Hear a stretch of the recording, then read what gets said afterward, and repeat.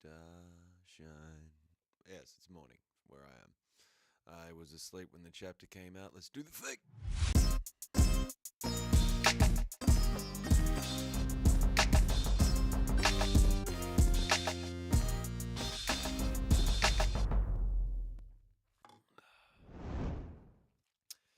Good morning, everybody. It is I, Boo Lawson. This is East Boo Saga. I'm waking up. Please bear with me if I read slowly or don't get everything or whatever. We'll see how we go. We shall see how we go. Alright, this is One Piece chapter 1182. Man, we're far into this thing now, aren't we? Entitled Zaza. Now, Zaza, in the translator notes here, is the Japanese onomatopoeia sound for heavy rainfall. I'm not sure how it sounds when they say it, but that's a great onomatopoeia. I'm taking that, yoink. I'm taking that with me as I go. Cover request by Toshikazu. Isho, savouring a carefully prepared bowl of udon made by her fox and a tanuki. Aw, that's sweet. Lord knows what it is for him to experience taste with his blindness and his heightened sense of, his heightened senses. Oy, oy, oy, oy. Alright. Last we left off, Emu was smiling, looking at the Nidhogg, making hand symbols, and had tanked a full-on Thorheim thunder lightning blast to the fucking body.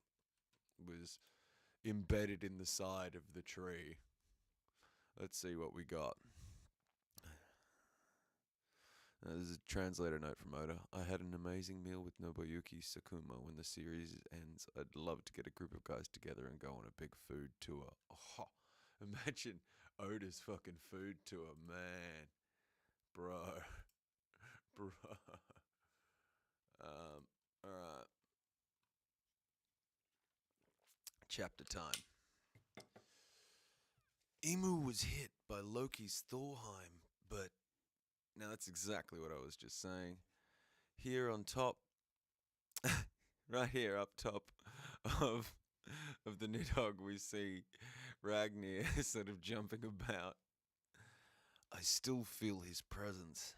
I'm too big to keep track of him properly. So, this is the second time that Loki, one of the largest characters in the entire franchise, in the series franchise, the second time that Loki has gone, man, real talk, the Nidhogg, I'm too big to fight in this form. Like, that's got to be a drawback. I don't care what anyone says. The guy who uses the power, mind you, we were told that the way to truly get the best out of the Nidhogg fruit would be to get the sort of maximizing effect you get when you eat it as an ancient giant. But an ancient giant here, Loki, is telling us, man, I'm too big. Like, I'm too big. So that's interesting to me. Alright. Embedded in the side of the tree here we have Emu. Nidhogg. To think thou and I would meet again in this world. Oh, 800 years ago, something went down. Cough. Traitor. Alright. Now we know Elbaf is of the D. Does this have anything to do with that? The Nidhogg is flying in. We see epic imagery of lightning crashing behind him. I imagine that's because he is quite literally, the Nidhogg is the oncoming storm, man. Like, cough, cough. So he's actually taken quite a hit. Snow, of course. So snow and lightning. I don't know if anyone remembers, but in the Harley text, there's some stuff that's coming down that looks like rain, but it could be snow. That's interesting. Snow. Lightning is born from colliding ice. Together, thine synergy is exceptional. Ragnir. Thou art as I remember thee, waiting all this time for a new master. How nostalgic! Okay, so just, of all the things, of all the people, I did not expect on my One Piece bingo card. I did not expect Emu to be like, "Yo, giant squirrel, what up, you motherfucker? I fucking remember you." That's so good. The squirrel hates him. Squirrel, squirrel, fruit, model, Ratataska. So Ragnar is quite literally the hammer and the squirrel. Squeak, squeak, squeak, squeak, squeak. So he does the massive ice blast. He's not having it. Oh, he prepares like an ice lightning like combo attack for for Loki to shoot lightning through like an ice cloud. Fuck, that's so cool. Ragnar 5 arrows. Oh. What is the name of this power, bro? Aztec goddess, man. Yeah. Titsi Sitsi Sitsmittel Nova Eclipse. Furigana is just Sitsimiti, an Aztec goddess. Kanji is eclipse is explosion. Eclipse explosion. I wonder if the significance of the word eclipse, as in, like, sun god, right? Sun. When the sun has been covered up by the moon being in front of the sun, we call that eclipse. That, like, that's a very specific word. The thing that blocks out the sun, quite literally, is the eclipse. That's fucking. That's going to have some serious bearing on the situation. So these things flying out are considered eclipse. Bro. It's like a Star Fox battle. Like, there's just like shit flying everywhere. Emu's halo, the omen. It appears the monsters come flying out of the halo itself.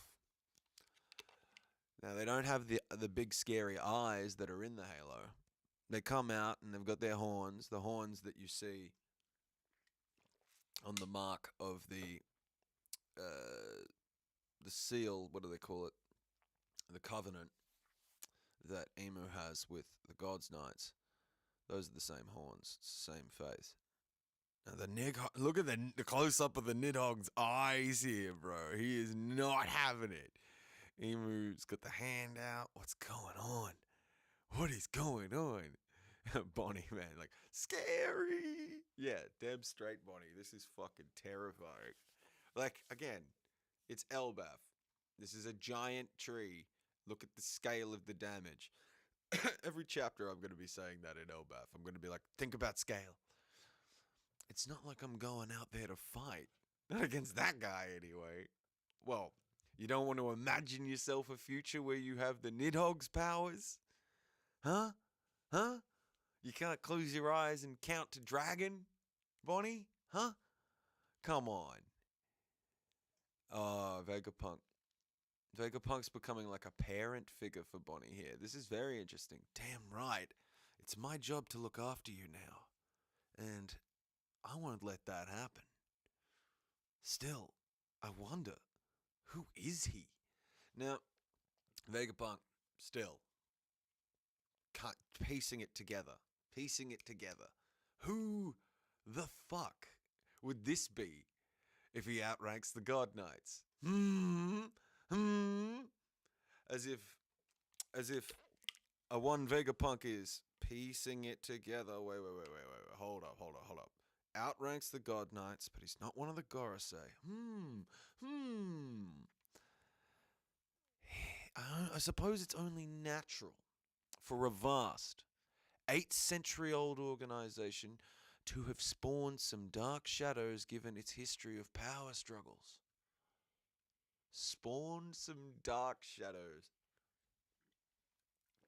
Yeah, we're talking about the legacy of empire here. We're talking about imperial bloodshed. We are talking about figures in the shadows who control the course of history.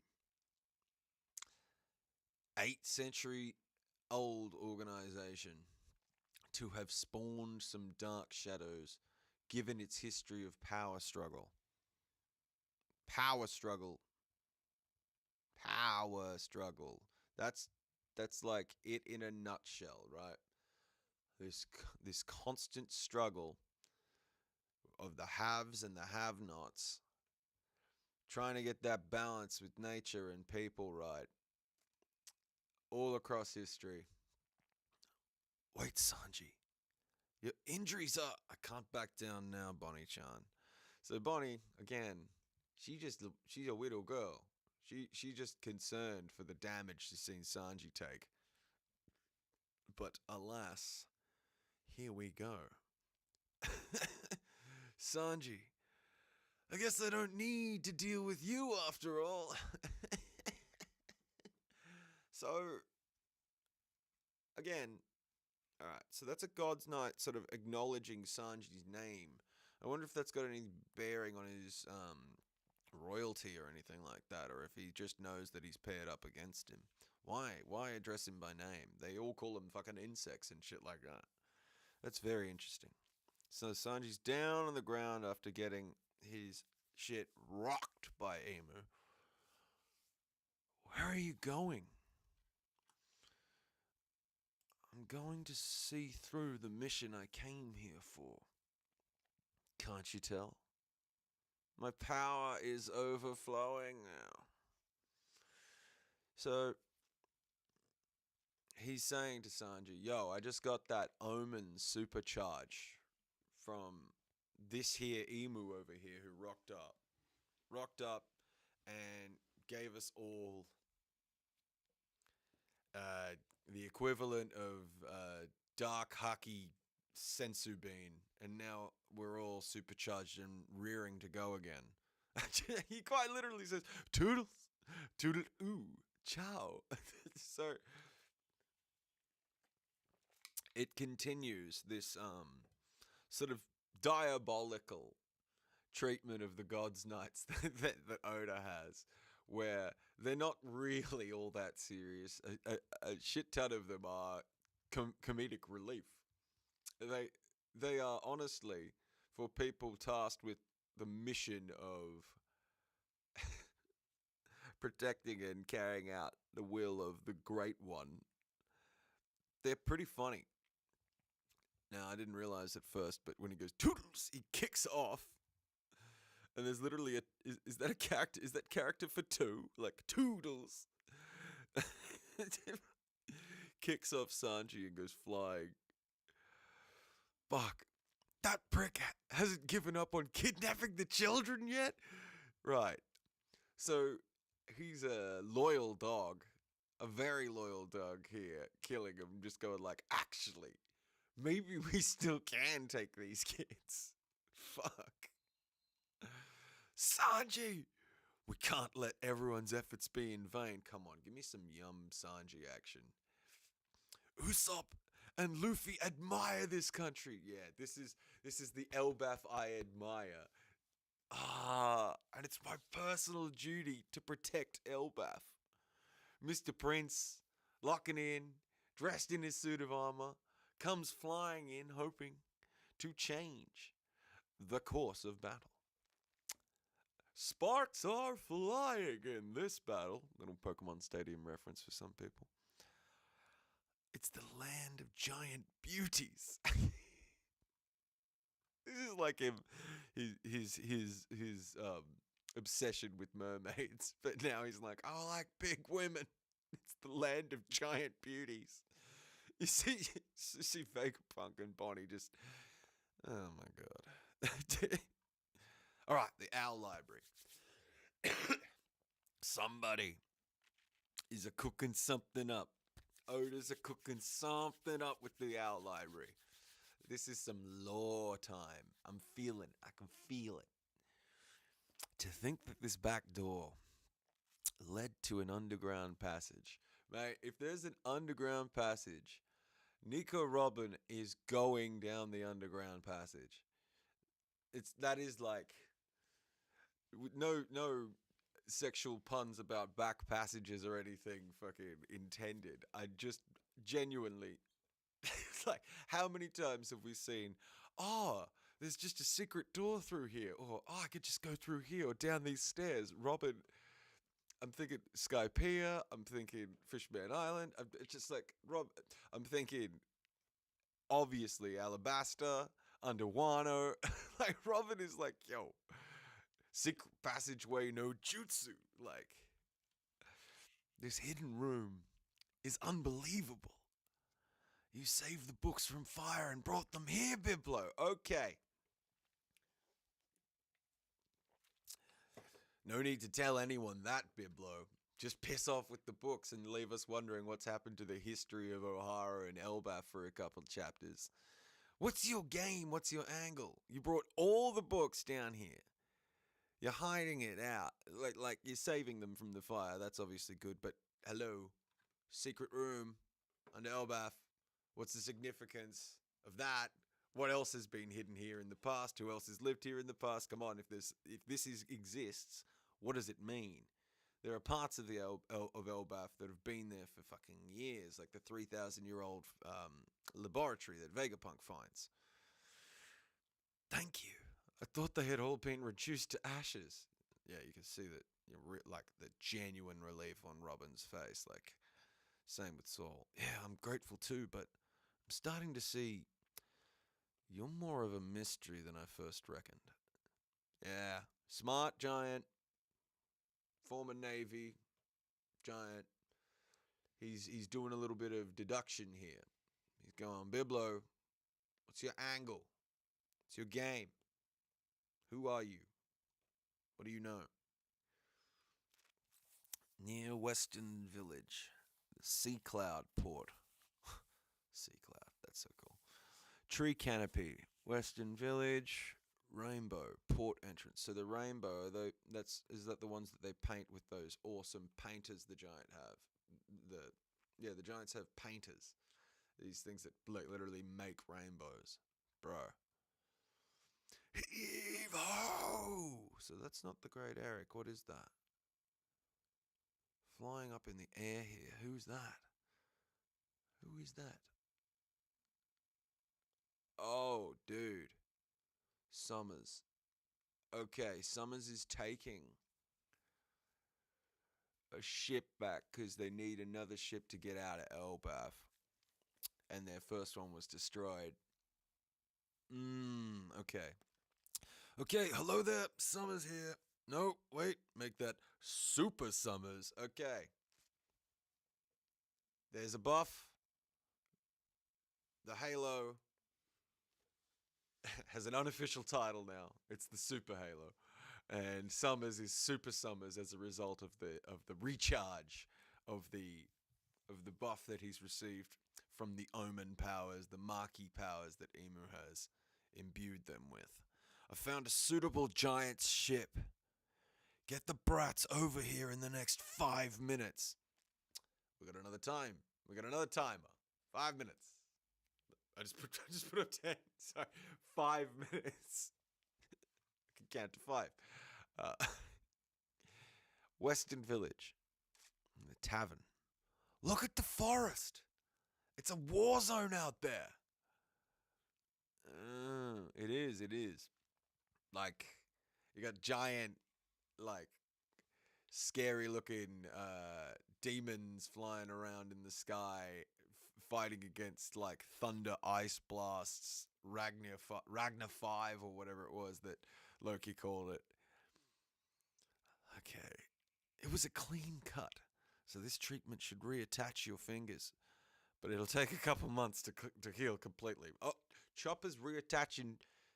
He's reattaching the fingers to poor Gerd's hand after she got fucking sliced and diced by Emu. Man, that was one of the more brutal panels we've seen in One Piece in quite some time. And it was also like something you'd see out of a more horrific manga or anime, something more on the darker side. I don't know, fucking Attack on Titan or something. It was more grotesque than One Piece. Sort of pace visually, it was more grotesque than what I'm used to. But Trafalgar Law would cut you up into 1,000 pieces if we fucking felt like it. Like, it's not like One Piece doesn't have this. Thank you, Chopper. I feel so useless, though. I'm supposed to be treating everyone myself. Can't be helped. Don't beat yourself up about it. Chopper being a real doctor. Thank you, Dr. Chopper. You saved our mums. It's just first aid. Once we're out of this mess, I'll treat them properly. Yo, this is just the first stage. We got some real medical treatment required.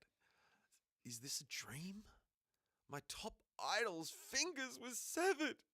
I humbly offer my fingers if you need a donor. We got some Sanji action from Road coming here. I'm good. How cold. And yet even your spite is something I'm grateful in these trying times. Damn, his character is over the top. Hiruden looks like he's been laid out like a motherfucking rug over here. But yeah, the new giant warrior pirates are all healing up. And Colin's here. And Oimo is here. Okay. I have to give it to you, though. Risking your life to save your brother, Bjorn. I've found a newfound respect for you, Road. Don't get too excited, Rodo. You're making your wounds gush blood, of course. I'm high on good, Tasso. Okay. That's enough of this. I was just starting to look up to you. The child is like, nah, I'm not looking up to him anymore. Is that Bjorn? Is that his brother?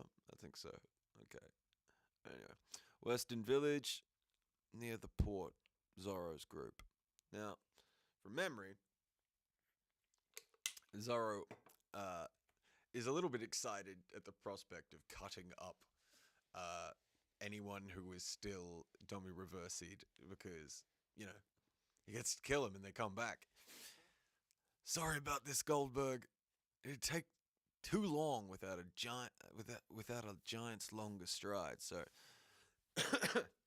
he's using giant transportation to get across the Elbaf faster, but not just that. Like, the idea that Zoro would be able to get anywhere in a new place without getting lost is not lost on me, so it's probably good that he has someone taking him where he needs to go. Besides, this is a crisis for Elbaf. We're lucky to even have you fighting alongside us. Okay, it's okay. I'm the only member of the new giant war. Oh, okay. He's the only pirate. Words. It's okay. I'm the only member of the new giant pirate who hasn't suffered any major wounds in this battle. Okay. Don't sweat it.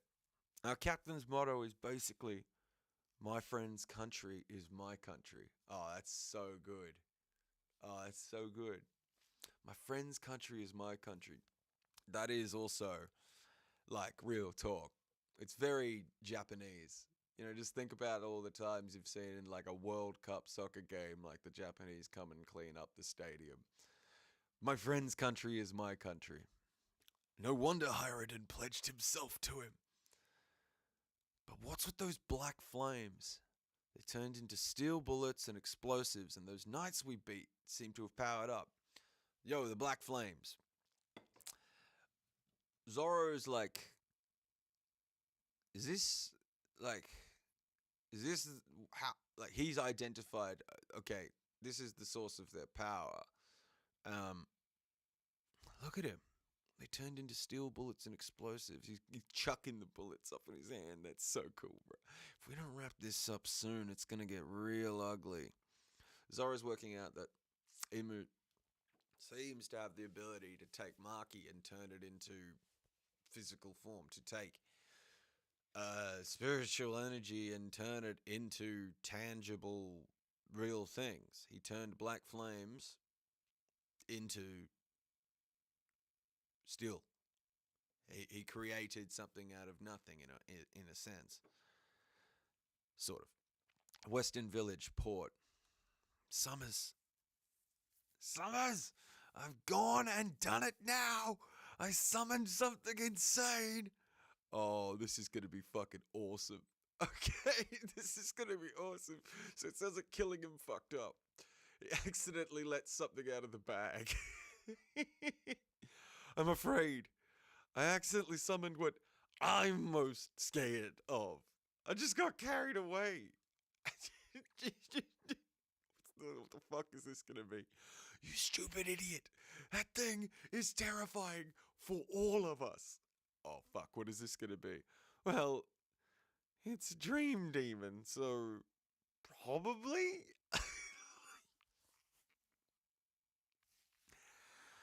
I cannot get over how much the God's Knights are being used as the comic relief in this. I totally thought that they would be more dramatic, but this is, I love it. It's so Oda, but it's just, I saw her on the way here. Oh, okay, sorry. Well, what's done is done. Just hurry, we're running out of time. And where's Gunko? Okay, so they care about Gunko. Emu attacked Gunko. I don't know if the plan was to destroy the Ragnir ice and get him out, but again, Emu knows Ragnir, so Emu would know that that ice is not a breakable ice. Okay, I saw her on the way here. She looked dead. That's interesting. So, if Killingham saw her on the way here, was the ice broken? Or is she like just looked dead still in the ice? Well, whatever. Oh, yes. More evidence of what we wanted to know. Well, whatever. The great emu's body isn't meant to be out in this world. That's a fact. But now, okay. The surface world is distinct from where emu resides. Whether or not that's in Marijois in the flower room, clearly emu had to transform once they came down to the surface world. So I don't know if it's a height thing, like the height of the red line from the surface is what, like, I'm trying to work out what it is, how much closer, like, does emu have to leave a certain location? Is it a condition of setting foot on the earth itself? What is it that makes it so emu cannot be in the surface world? You know, they call, I think the God's Knight's realm is called like Shangala, based on the Shangri-La, I think. And I wonder if within that realm, emu is fine. I think that's, like, there's clearly a distance. There's clearly, like, emu would be running around doing fucking everything themselves if there wasn't such a massive drawback to being in the surface world, right?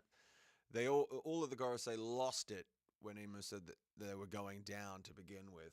So, and the God's Knights are aware of this fact. So all of them know this weakness. There's the significance of this is all going to be borne out at some point soon. This is delicious. This is delicious One Piece lore. Our key combat forces and the forces that must be erased are all right here. The major players in this fucking war are right here. Summers is like, he's calling it. He's going like, yo. Our key combat forces, our best people are here. And the ones that are gonna go are here. We gotta lock in. We cannot upset the Great One. We must live up to expectations, Killingham. Of course.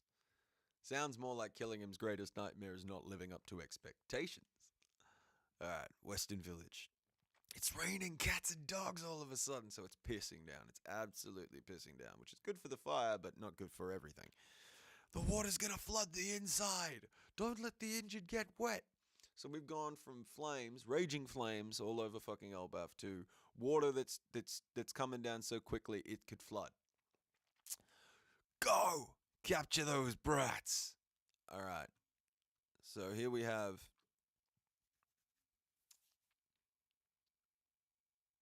Oh, is killing him scared of a great flood? Is the thing that scares killing him the most an overwhelming flood of water or something? Because, oh, yes, it is. I see the word rain god. Oh, fuck, it is happening now. Okay, for those of us born above the clouds. Oh, that's what it is. There's two places. You come from two places. There's the people above the clouds and the people from the surface world. Okay. The idea of water falling from the sky is terrifying. We always heard stories, not only about the D clan and Nika, but also the monster known as the rain god, the one who pelts the lower realm with water from overhead. Rain. Oh, bro. Holy shit. A real rain god. Okay. Fucking okay. This is knocking my mind out of place. I've always been like of the opinion that the rain god thing was just just a description of what Emu was calling the great of what someone during the Void Century was calling the world being flooded. But now I can see a real fucking rain god. Holy shit! Grabbing all the children, so that's like Colin and some of the kids, in the hands of the rain god, hands of water. It appears with the rhythm of the rain dance. Whoa! Zaza! Now that's frightening. Help us! The kids! What I find most scary. So that's the thing that the God's Knights find most scary is the God of Rain. Help us! The kids! I'm bringing them over now. Get ready, Summers. So, a second ago, Summers and Killingham were terrified that they'd accidentally summoned the rain god. Zaza, the dream demon. Again, it's a dream demon, right?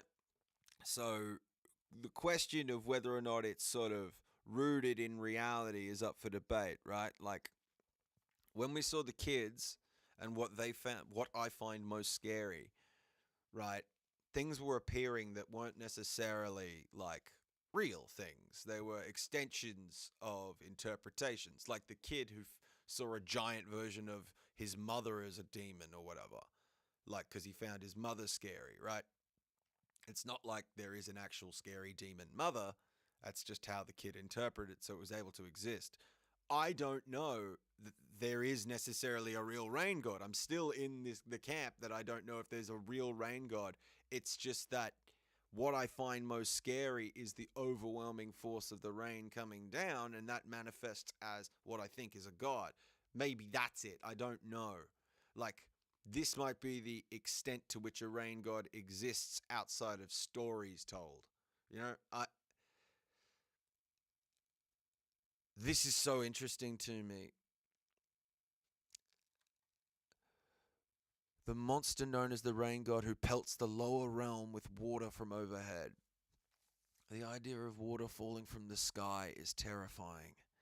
We always heard stories not only about the D-Clan and Nika, so they're not familiar with rain, right? What you don't know, right? The unknown, fear makes scary, right? If you're from above the clouds and you are unfamiliar with what rain looks like, how it behaves, what it creates, and you just know in your history that rain destroyed the people from the lower realm, like a flood fucking did them, right? Whether or not it was done manually with a ancient weapon or not, this flood, right? If you know of the capacity for rain to flood the planet, if you know of that capacity but you don't know how to control it, or okay, they're above the clouds, right? They don't get rained on very often, right? They don't have an experience of rain. it's unknown, it's scary to them. The people down in the surface world know about rain, and it's not scary to them. They don't make it strange. They don't make it a god. They don't turn the inexplicable into, they don't give it form. They don't give, like, the people from beneath the clouds, rain isn't a rain god. Like, oh, fuck, tell me what you think about this if there's anyone around. Like, in the Harley text, there's mention of the rain god. But what I think is very interesting is that they call it a rain god because they don't know about rain. They don't know what it does. They don't understand rain because they're from above the clouds, right? If that's the case, there's an argument here that reference to a rain god in the Harley text means that the people that whoever wrote the Harley text or whoever did the mural, there's a chance that they're from above the clouds because they refer to rain as the rain god, right? They don't know. Oh, fuck, this is so good, man. This is unreal. I'm bringing them over now. Get ready, Summers. We can set sail whenever. Not good. There's a commotion in the village. Should we go back? No, it'll be fine. So who's that?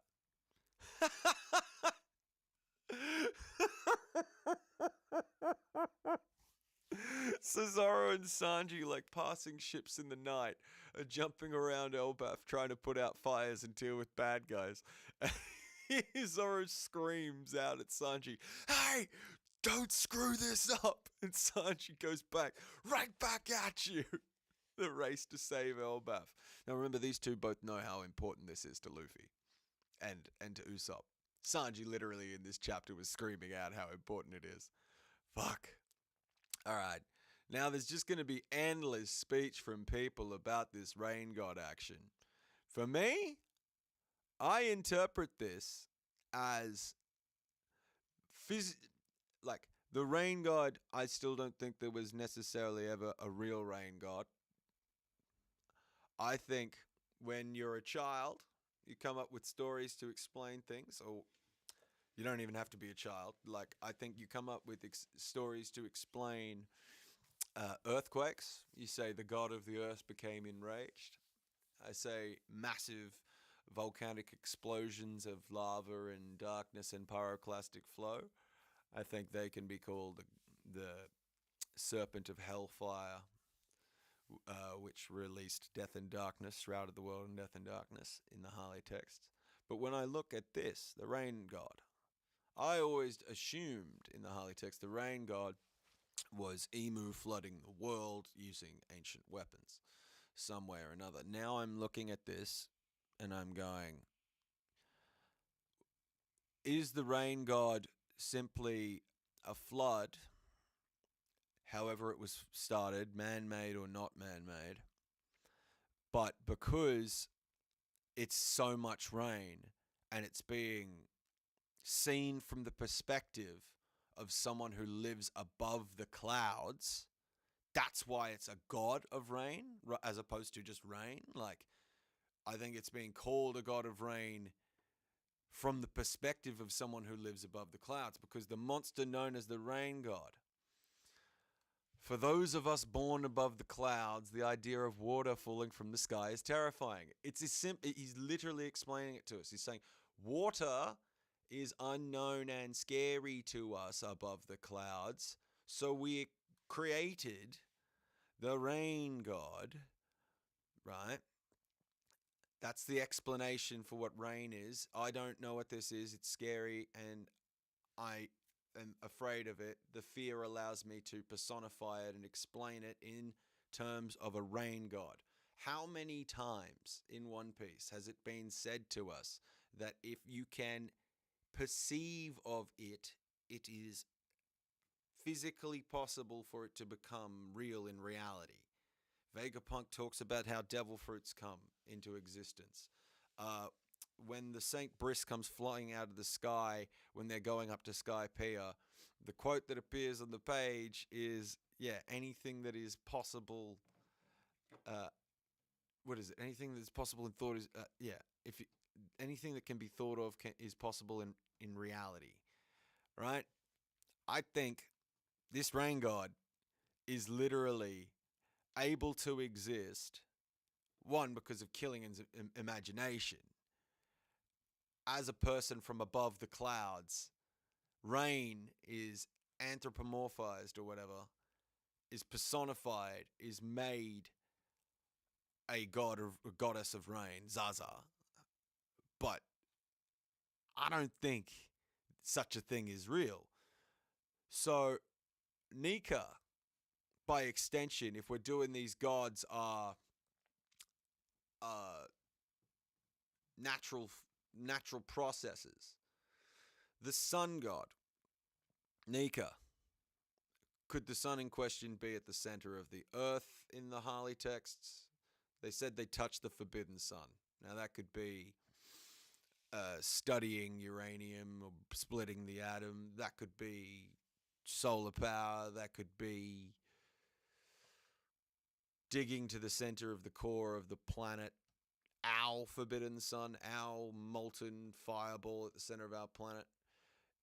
If you look at the sun, the forbidden sun in the first Harley text, in the first world, if you apply the thinking that is used here to rain god, you might be able to argue that the sun god comes about as it's an interpretation, maybe a childish interpretation. We always heard stories, right? As Killingham says here, maybe it's like kids hear stories of the power of the center of the planet and they anthropomorphized it, they personified it, they said, Nika, this thing that is so powerful at the center of the planet, we're going to call it Nika. And that's why it took form. It was able to be personified because that's how the kids understood it, that's how the people understood it, the power. The people who lived above the clouds, they understood rain to be a god because they didn't understand rain, right? It's scary to them. So they made it a god. So whatever was scary to the people in the first world or was powerful, they turned into the sun god. I am looking at a rain god, but because it's a dream demon, right? Specifically because it's a dream demon, I am feeling very much that there never was any real rain god. That this is quite literally an amazing metaphor, right? Of how what the children see and interpret is so very different to what is really going on. The kids who found their mother scary, for example, who heard stories of skeleton warriors and in their minds made them real through Killingham's powers. This thing here is the thing Killingham is most scared of. God's knights, those who lived above the cloud, they are scared of rain. They are fucking scared of rain. That's the thing that he said he feared the most. I accidentally summoned what I'm most scared of. And then old mate Summers here says, you stupid idiot, that thing is terrifying for all of us. So why, oh why, would the God's Knights be terrified of rain? Could it be something related to devil fruits? Could it be something related to, I just don't understand rain because clouds are beneath me?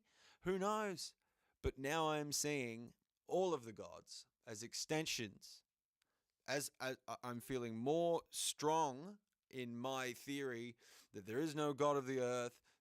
There might be a god of the sun, depending on how you interpret it. But what I'm saying is these gods are all simply personified forms of natural forces taking place. Strange, sublime, natural forces taking place that people go, oh, I'm going to give form to that because I don't understand it.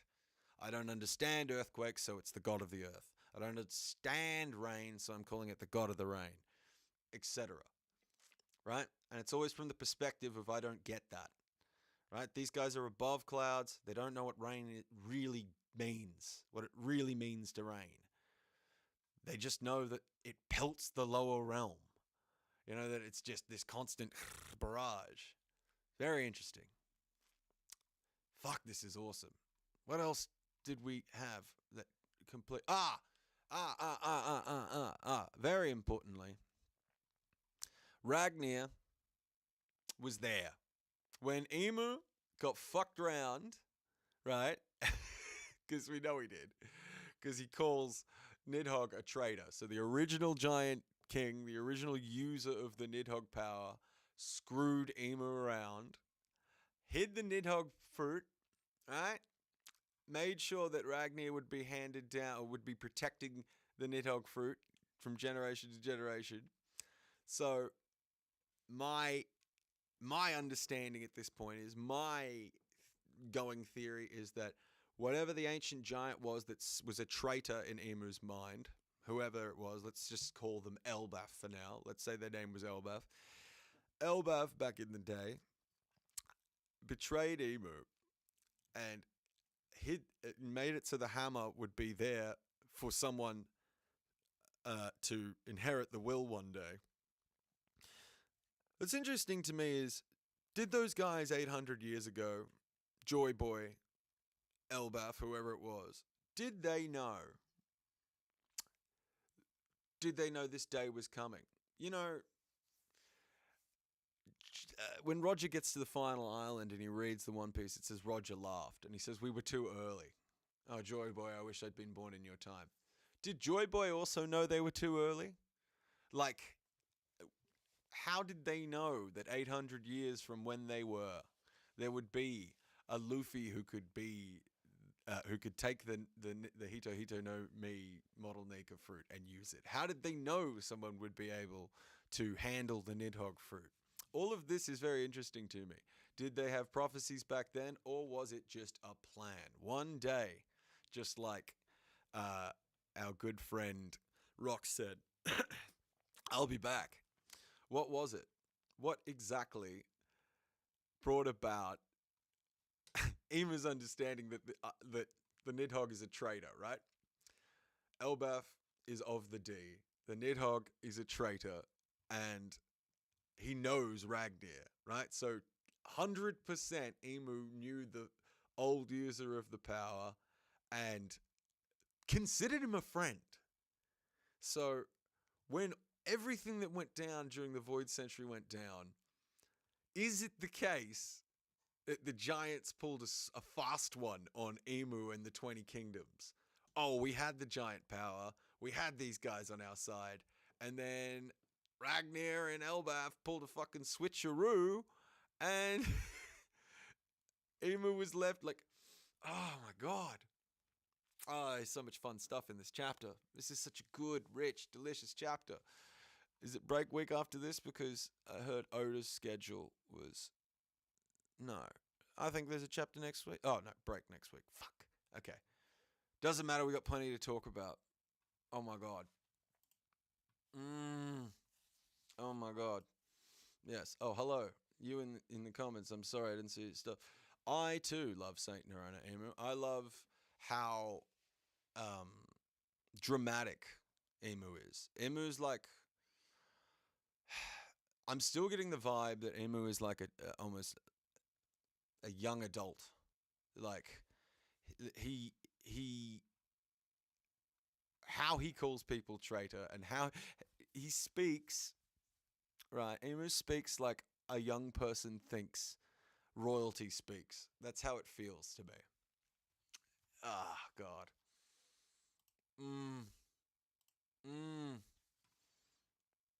Oh, God. And Biblo, right? Now, this is probably going to get overlooked in the sort of awesome grandiosity of everything that's going on here. All the big explosions and the reveal of the rain god and all this amazing stuff. But Saul is also like, I'm starting to see you're more of a mystery than I first reckoned, Biblo. That owl and that owl library is still very, like, something's still cooking away over there. Not to mention, It's been a couple chapters now. We haven't really seen what happened to Gunko in the Ragnir ice, right? All we've heard is that Killingham said she looked dead. Now, to me, that's just not going to be the case. I saw her on the way here. She looked dead. What? So, Emu's not supposed to be on the surface world. That's fucking cool. But in addition to that, the people above the clouds are scared of the rain god. That's cool too. A picture is starting to get painted, right, of this division between those that live at the top of the world and those that live in the surface world. A picture is being painted of different histories. And my brain is starting to wonder if that's part of why we have a sky calendar and a sea calendar. If it's actually got to do with people who live above the clouds keeping time, it's different to those on the sea. Now, I always thought it was about Skypeans, and I always thought about it was about Lunarians and Birkins, and it probably still is, to be honest. But this is compelling shit. Anything that's about living above the clouds immediately makes you think of Skypeans. Immediately makes you think of those guys who came down from the moon. Oh, my mind is going wild. This is such a good chapter. This was such a good chapter. We always heard stories not only about the D-Clan and Nika, right? So these guys, these God's Knights, indoctrinated, right? They are told, like, it is very carefully crafted, the message they're given. They're also part of the propaganda machine that Emu has been spinning for the last 800 years. In their stories, they hear D-Clan bad, Nika bad, Rain God bad. That is extremely significant to me. Because we thought that it was Emu who did the rain. Oh, brother. Rain God Zaza, you have opened a fucking can of worms into this story. Especially for the idiots. Sorry, not idiots. They might be right one day. I think they're going to be found out to be idiots. Idiots who think that these gods are all real, actual gods. Rather than interpretations of what people... Like, they're making these things real because they're imagining them into reality. They are what man, the power of the mind in Oda's brain. Like, I'm not saying Oda's brain specifically. To Oda, I think the most powerful weapon in the entire world is creativity. And he's in so many ways, this story is just about, do you realize the explosive power of your creativity? Oh, man. All right.